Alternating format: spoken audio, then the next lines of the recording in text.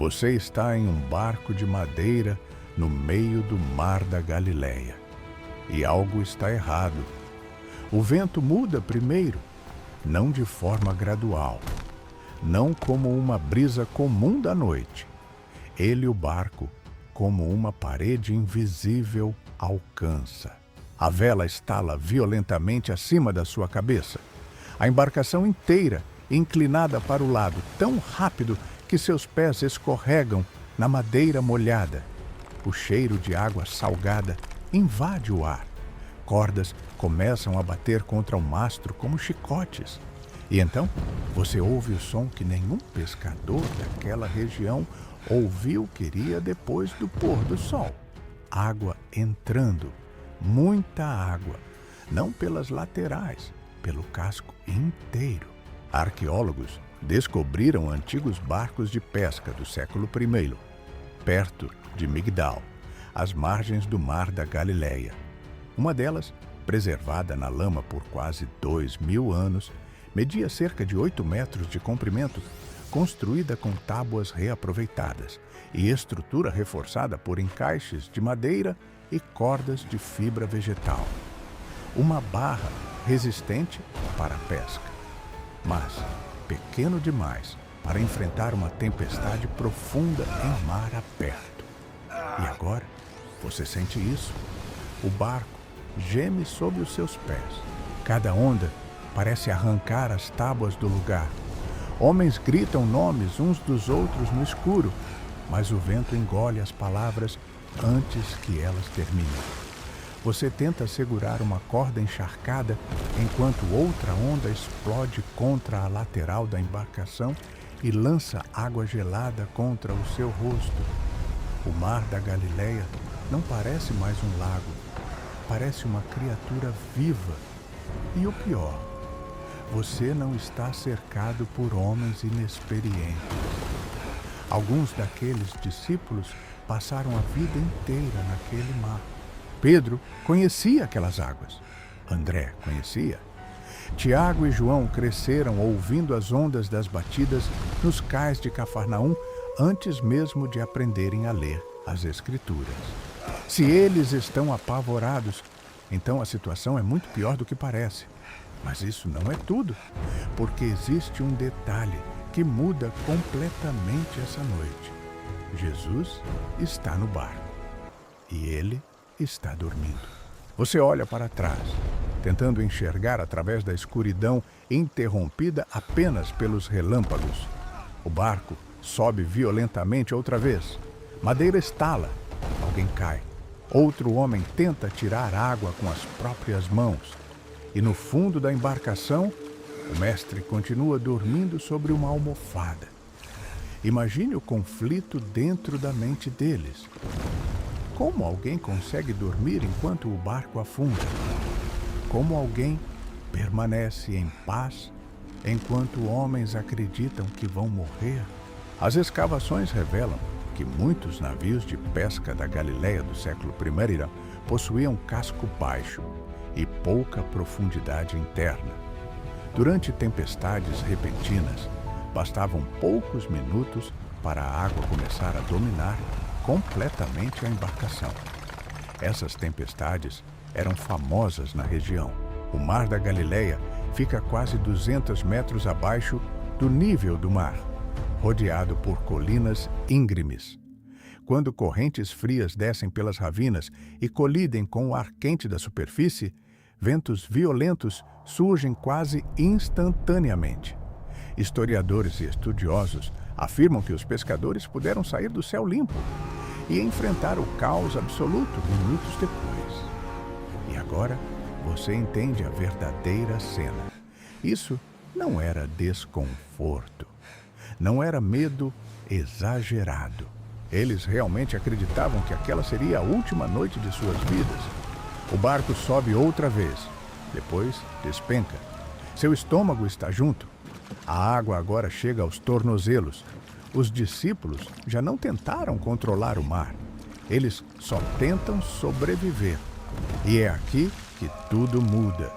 Porque a tempestade maior terror daquela noite não foi a do lado de fora. Era o silêncio de Jesus dentro do barco. Antes do vento mudar, a noite parecia comum. Você precisa voltar algumas horas. O sol já estava descendo atrás das colinas da Galileia quando Jesus disse para atravessarem para o outro lado. Não era uma frase dramática. Não soava como anúncio de perigo. Para pescadores experientes em águas, atravessar o lago fazia parte da vida. O Mar da Galileia não era apenas cenário. Era trabalho, alimento, comércio, rotina. Ao redor dele ficavam vilas como Cafarnaum, Betsaida e Magdala, lugares onde as redes eram lavadas, os peixes eram salgados, os impostos eram cobrados e famílias inteiras dependiam do que os barcos traziam ao amanhecer. Evidências arqueológicas mostram que a pesca na Galileia do primeiro século era uma indústria organizada. Achados em Magdala revelam áreas associadas ao processamento de peixe, tanques, estruturas de pedra e instalações ligadas à vida econômica ao redor do lago. Aqueles homens não estavam entrando em um símbolo religioso. Estavam entrando em nenhum ambiente que sustentasse suas casas. E isso torna a cena mais inquietante, porque para eles, aquele barco era familiar. O som da madeira, o cheiro das redes úmidas, o peso das cordas nas mãos, o balanço leve da água sob os pés, tudo isso faz parte do mundo deles. Você sente a brisa tocar o rosto. Ainda não há pânico, apenas cansado. O tipo de cansaço que vem depois de um dia inteiro, seguindo multidões, ouvindo vozes, vendo pessoas se apertarem ao redor de Jesus. Mas há algo que você talvez não tenha percebido no início. A travessia não era apenas geográfico, era emocional. Eles estavam saindo de uma margem conhecida para uma margem incerta. De um lado, aldeias judaicas familiares. Do outro, regiões mais misturadas, mais gentílicas, mais desconfortáveis para homens criados dentro da tradição de Israel. O que a maioria das pessoas sente falta é disso. Antes da tempestade atingir o barco, Jesus já os estava liderando para fora do controle. O lago apenas se tornaria visível o que já estava acontecendo dentro deles. Uma noite cai rápido. A luz dourada desaparece da superfície da água. As colinas viram sombras enormes. O ar fica mais frio junto com a pele. Alguns discípulos ajustaram-se à vela.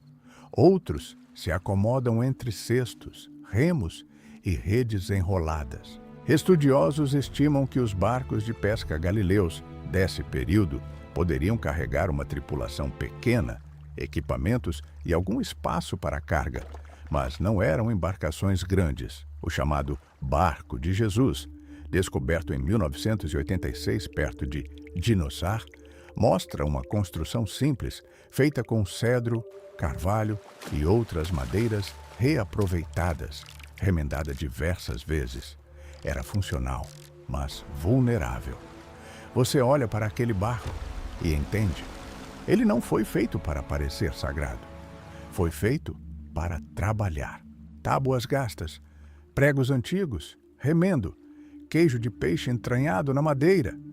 É nesse tipo de lugar que Jesus escolhe entrar. Não em mármore, não em trono, em um barco comum, com homens comuns, numa noite comum. E talvez seja por isso que eles não perceberam o perigo se aproximando, porque as maiores tempestades quase sempre começam assim, sem aviso, com tudo parecendo normal. O primeiro impacto vem sem aviso. Um segundo atrás, o barco apenas balançava. No próximo, ele despenca. Você sente o corpo perder equilíbrio, enquanto a proa mergulha numa onda invisível, uma gama de madeira tão forte que parece partir do meio. Um dos discípulos grita alguma coisa perto do mastro, mas o vento arranca as palavras da boca dele antes que você consiga entender. Agora o lago inteiro mudou, ou ficou pesado, violento, o céu escondido atrás de nuvens negras que avançam rápido demais para serem naturais. Relâmpagos rasgam a escuridão por frações de segundo, iluminando rostos molhados, olhos arregalados, mãos desesperadas tentando segurar cordas encharcadas. E então vem o som. Não há vento. Faça medo, porque os homens ao seu redor finalmente perceberam que perderam o controle. Arqueólogos e historiadores do clima observaram que o Mar da Galileia possui uma geografia extremamente assustadora. Cercado por ravinas profundas e montanhas abruptas, o lago funciona como uma espécie de funil atmosférico. Ventos frios descem violentamente das alturas do Golã e colidem com o ar quente preso sobre a água, abaixo do nível do mar. O resultado pode surgir em minutos. Tempestades explosivas, ondas curtas, agressivas e imprevisíveis. E o pior tipo de medo não nasce quando você entra no desconhecido. Ele nasce quando algo familiar se transforma de repente em ameaça. Pedro tenta puxar a vela para reduzir a força do vento. Outro discípulo segura o remo, mas o barco já não responde direito. Você sente a embarcação girar de lado. A água atravessa a borda e bate contra suas pernas. Fria, pesada, real. E isso levanta uma questão. O que acontece dentro da mente de um pescador quando o próprio mar que sustentou sua vida começa a parecer um túmulo? Porque esses homens conheciam aquelas águas desde crianças. Eles sabiam ler correntes, sabiam identificar ventos, sabiam quando voltar para a margem. Mas agora o conhecimento deles não funciona mais. A experiência falhou. O corpo entra naquele estado estranho onde adrenalina e terror se misturam. Seus dedos não seguram a madeira escorregadia. Cada músculo permanece tenso, esperando a próxima onda. Seus ouvidos já não distinguem água, trovão e gritos. Tudo virou um único som caótico. Escavações revelam que os barcos galileus do primeiro século possuíam casco relativamente raso, para facilitar a pesca próxima às margens. Isso tornou as embarcações rápidas e funcionais para o trabalho diário, mas perigosamente vulneráveis durante mudanças bruscas de clima. Ondas maiores puderam invadir o interior rapidamente, especialmente à noite, quando a visibilidade praticamente desaparecia. E agora você entende por que o pânico cresce tão rápido. Não existe guarda costeira, não existe rádio, não existe motor, só madeira, água e escuridão. O barco sobe outra vez. Por um instante, você consegue ver o horizonte inteiro iluminado por um relâmpago branco. Ondas, apenas ondas, sem margem. Não há luz na vila, nenhuma referência. E quando o barco despenca de novo, um homem cai de joelhos dentro da água acumulada no fundo da embarcação. Outro começa a tirar água com as mãos. Outro olhar para o céu como se tentasse encontrar Deus dentro da tempestade. Mas o céu não responde, porque este é o momento exato em que o medo coletivo nasce. Ninguém mais está fingindo calma. Ninguém mais está tentando parecer forte. A tensão agora se espalha de homem para homem como fogo seco. Você vê nos olhos deles. Eles acreditam que vão morrer aqui. E o mais assustador, Jesus ainda não fez absolutamente nada. A água já não está entrando. Ela está ficando maluca. Você sente isso nos pés primeiro. A madeira do fundo desaparece sob uma camada fria que balança de um lado para o outro conforme o barco se inclina. Cada movimento de embarque empurra a água contra suas pernas, como se o próprio mar tivesse conseguido invadir o pequeno espaço onde vocês ainda tentavam respirar. Um discípulo se abaixa e começa a tirar água com um recipiente de barro. Outro usa as mãos. Outro grita para baixar a vela. Mas ninguém consegue fazer tudo ao mesmo tempo. Segurar o barco, esvaziar o barco, manter o equilíbrio. O protetor Jesus. Proteger a própria vida. O corpo humano muda quando entende que pode morrer. A garganta seca, mesmo cercada de água. O peito aberto. Os pensamentos ficam curtos. Você não pensa em teologia, não pensa em promessas, não pensa em sermões. Você pensa apenas na próxima onda. E ela vem, mais alto, mais pesado. À lateral do barco, alguns por um instante debaixo da espuma escura. A água explode para dentro, bate no seu peito e rouba seu ar. Um cesto se solta. Redes encharcadas se arrastam pelo fundo como peso morto. A embarcação abaixo de alguns centímetros mais. E todos percebem. Não é imaginação. O barco está ficando mais pesado. As evidências sugerem que as embarcações de pesca da Galileia foram construídas para suportar carga de redes, peixes e tripulantes. Mas a água acumulada no interior poderia se tornar fatal rapidamente. Cada litro acrescentava peso. Cada onda reduzia a flutuação. A cada minuto tornava-se a próxima ocorrência mais difícil. E aqui está o detalhe que quase ninguém percebe. Eles não estavam apenas enfrentando uma tempestade. Eles foram vencidos por pequenas quantidades de água, repetidas vezes.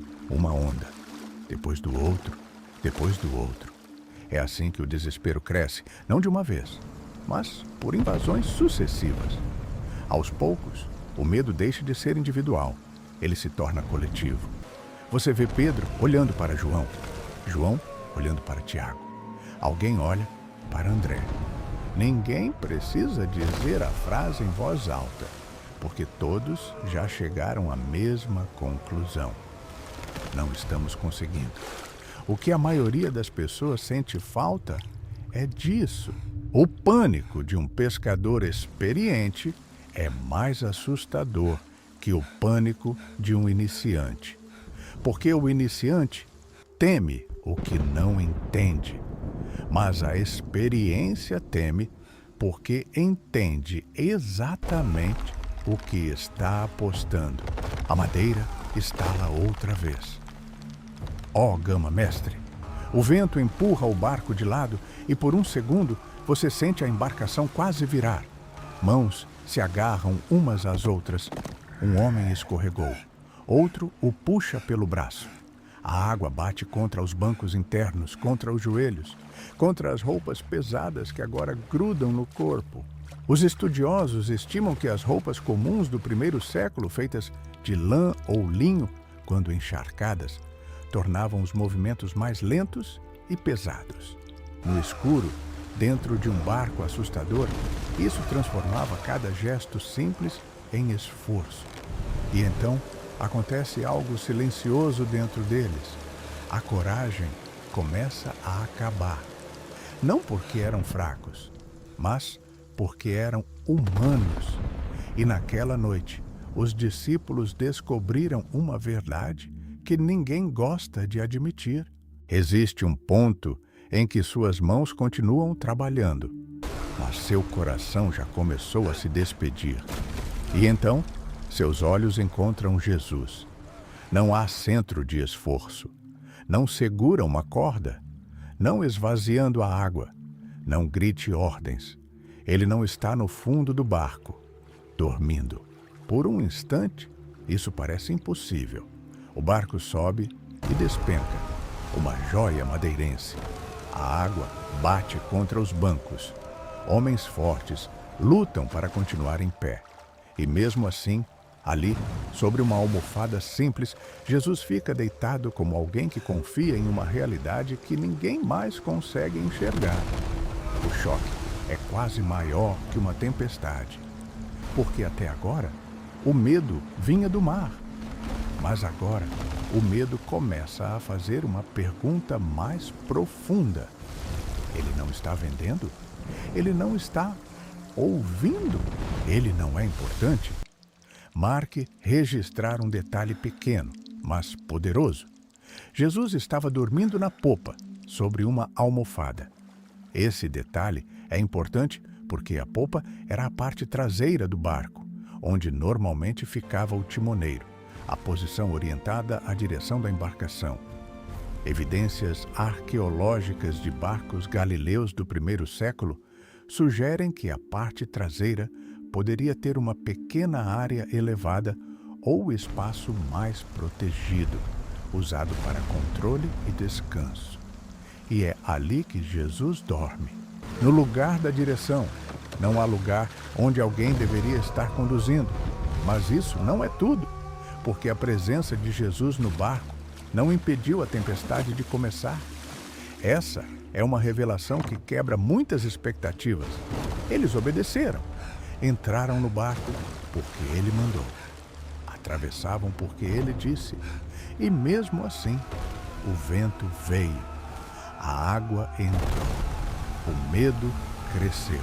Às vezes, estar com Deus não significa estar longe da tempestade. Às vezes, significa descobrir quem Ele é, no momento em que tudo dentro de você grita que Ele está em silêncio. Você está obcecado, RVA, os discípulos se aproximam de dele. Não há calma nessa proximidade. Não há reverência organizada. Há urgência. Há tremor na voz. Há homens encantados, exaustos, com sal nos olhos e terror no peito. Mestre, nós vamos morrer. E o Senhor não se importa? A frase não é apenas um pedido de socorro. É uma acusação nascida do pânico. E talvez seja por isso que ela atravessa os séculos com tanta força, porque você também conhece esse tipo de oração. A oração que não sai bonita, uma oração que não parece forte, uma oração que mistura fé e ressentimento, amor e medo, confiança e desespero. As evidências sugerem que tempestades noturnas na Galileia podem ser especialmente perigosas, porque a navegação depende de referências visuais nas margens. Sem luz elétrica, sem instrumentos modernos, sem horizonte claro, o barco entregue à experiência dos pescadores e à resistência da estrutura. Mas agora nem isso bastava. O conhecimento deles acabou. A força acabou deles. A coragem acabou deles. E só restava acordar aquele que parecia dormir no meio do fim. Olhe mais de perto. Jesus não está dormindo porque ignora a tempestade. Ele está dormindo porque a tempestade não governa o coração dele. E esse contraste é insuportável para quem está em pânico. A paz de Jesus parece abandonada quando você ainda mede a realidade pelo tamanho das ondas. O barco balançou outra vez. Um relâmpago corta o céu. Por um segundo, o rosto dele está iluminado. Calma, sereno, inteiro. E os discípulos, quebrantados pelo medo, fazem a pergunta que talvez seja a mais humana de todos. Senhor, o Senhor não se importa que estejamos perecendo? O pico do desespero não acontece quando a maior onda atinge o barco. Acontece um segundo depois, quando todos percebem que ainda estão vivos, mas talvez não por muito tempo. Você sente esse instante no corpo, a respiração curta, os braços tremem, a água pesa dentro do embarque como se o mar tivesse encontrado uma porta aberta. Cada tentativa de salvar o barco parece pequena demais diante da força que empurra de fora. E agora, ninguém discute mais estratégia? Ninguém tenta parecer corajoso. A tempestade bloqueia cada homem que ele realmente é. Frágil, molhado, assustado, dependente. Evidências arqueológicas do barco da Galileia do século I mostram remendos sucessivos no casco, diferentes tipos de madeira e sinais de uso intenso. Aqueles barcos eram feitos para durar, mas também revelaram algo profundamente humano. Pescadores antigos viviam consertando o que o mar quebrava. A vida deles depende de estruturas reparadas, tábuas reaproveitadas, cordas gastas e fé prática. Mas naquela noite, nenhum remendo parecia suficiente. O barco inteiro agora parece um coração em colapso. O vento forte, a água sobe, a escuridão aperta e o medo coletivo se torna uma só voz: Mestre. Não é uma palavra bonita naquele momento, é um grito que sai do fundo de homens que já buscaram tudo. Eles não concordam Jesus como quem chama um professor para explicar uma lição. Eles o acordam como quem agarra a última esperança antes de afundar. Mas aqui está o que muda tudo. A pergunta deles não é apenas sobre sobrevivência, é sobre abandono. Você não te importa? Essa tempestade é a ferida escondida dentro da pele. Eles não dizem apenas, salva-nos. Eles dizem, o Senhor se importa? Porque no limite do medo, a alma quase sempre se transforma em silêncio, em retirada. Você conhece esse lugar? Talvez não em um barco no Mar da Galileia, mas em uma madrugada onde ninguém vê sua ansiedade. Em uma notícia que muda tudo. Em uma perda de controle que você tentou impedir. Em um momento em que você fez o certo, entrou no barco certo, seguiu a direção certa e mesmo assim, a água começou a entrar. Os estudiosos observam que, no mundo bíblico, o mar frequentemente simbolizava caos, ameaça e forças que o ser humano não domina.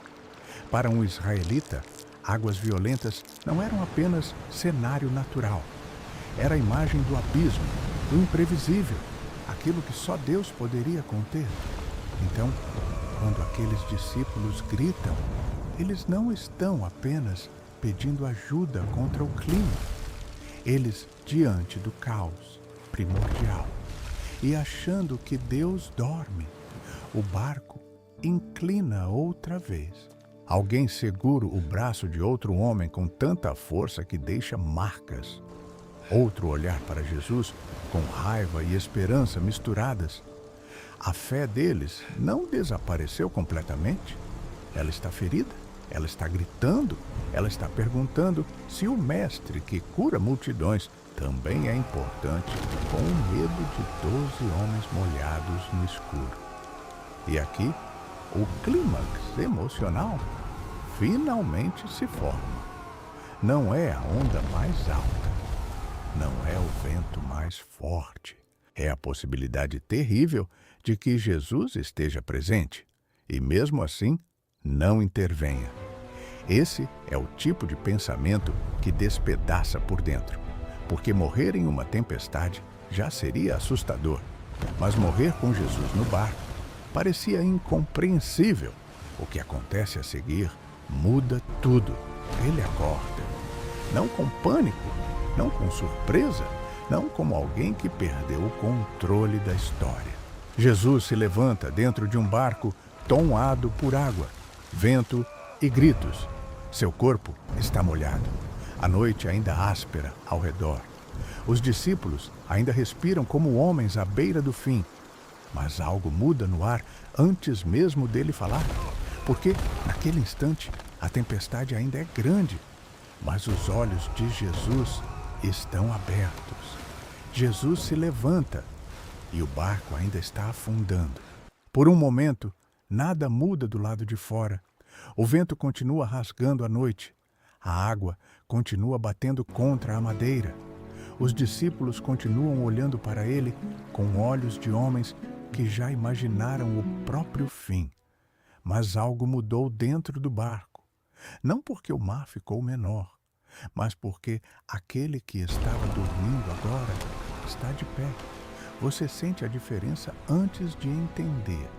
É como se a presença dele reorganizasse o medo ao redor. O caos ainda grita, mas já não parece ocupar o centro da cena. Evidências arqueológicas de barcos pesqueiros da Galileia sugerem que as embarcações desse tipo tinham pouco espaço interno. Quando alguém se levantou no meio de uma tempestade, todos perceberam. O corpo precisa equilibrar-se contra o vento. Os pés, firmar-se na madeira úmida. As mãos, procurarem apoio. Mas Jesus não se levanta como alguém tentando sobreviver. Ele se levanta como alguém prestes a dar uma ordem. E então ele fala, não aos discípulos primeiro, ao vento, ao mar, silêncio, aquiete-se. A voz não precisa competir com a tempestade, não precisa ser longo, não precisa explicar. A mesma autoridade que chamava enfermos à cura, agora atravessa o ar escuro e confronta aquilo que nenhum pescador conseguia dominar. Mas aqui está, o que muda tudo. Na Bíblia hebraica, somente Deus aparece como aquele que repreende as águas e exige limite ao mar. Salmos descreve o Senhor acalmando a fúria das ondas. Jó fala de Deus colocando portas no oceano e dizendo, até aqui virás, e não mais previsto. Então, quando Jesus repreende o vento, ele não está apenas realizando um milagre, ele está revelando identidade. A tempestade obedece, o vento cai, as ondas perdem força. A água que antes parecia viva de ódio começa a se assentar ao redor do casco. O som ensurdecedor desaparece tão rápido que o silêncio parece mais assustador que o barulho. E agora você ouve tudo. A respiração dos homens, a água escorrendo das roupas, uma madeira rangendo suavemente, o coração batendo forte dentro do peito. Os estudiosos observam que o texto grego descreve não apenas uma melhoria gradual, mas uma grande calmaria. Não é o tipo de paz que chega depois de horas. É uma interrupção imediata do caos, como se a criação é regular-se à voz do seu Criador. Os discípulos ficam parados, porque agora existe um medo novo no barco. Não é mais medo de morrer, é o temor de perceber quem estava com eles o tempo inteiro. O que a maioria das pessoas sente falta é disso. Jesus não apenas salvou aqueles homens da tempestade, ele os salvou de uma visão pequena demais sobre ele. Eles pensaram que eu deveria acordar um mestre, mas descobri que estávamos viajando com o Senhor do mar. E então, Jesus faz uma pergunta que corta mais fundo que o vento. Por que vocês estão com tanto medo? Ainda não têm fé? Não é crueldade, é convite. Ele não nega que a tempestade tenha sido real. Não zombem da água dentro do barco. Não sei se eles não estavam em perigo, mas revela que o medo deles havia contado a história incompleta. Sim, havia vento. Sim, havia água. Sim, havia morte possível, mas havia Jesus. E isso mudou tudo.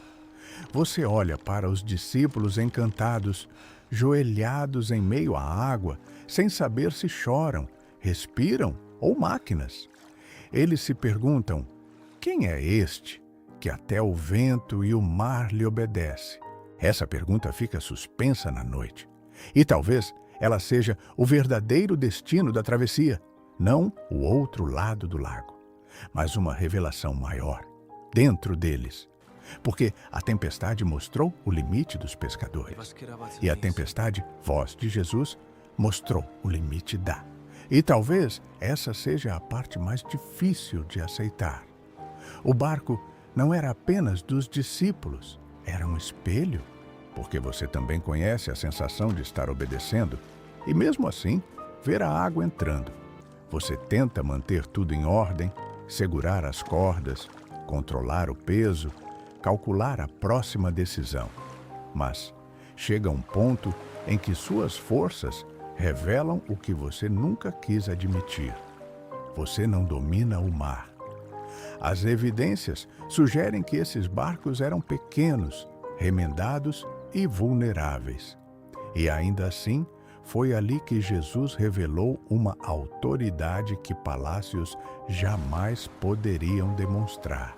A tempestade não provou que Jesus estava ausente, provou que ele era maior do que eles imaginavam. E talvez a sua tempestade também esteja expondo isso. Não apenas o tamanho do seu medo, mas o tamanho pequeno da imagem que você tinha de Cristo. O vento pode gritar, a água pode entrar, a noite pode parecer sem saída. Mas a pergunta continua dentro do barco: quem é este? Se essa história falou com você, deixe seu like, inscreva-se no canal e compartilhe com alguém que está atravessando uma tempestade. E eu respondo nos comentários: qual é a água que está entrando no seu barco hoje?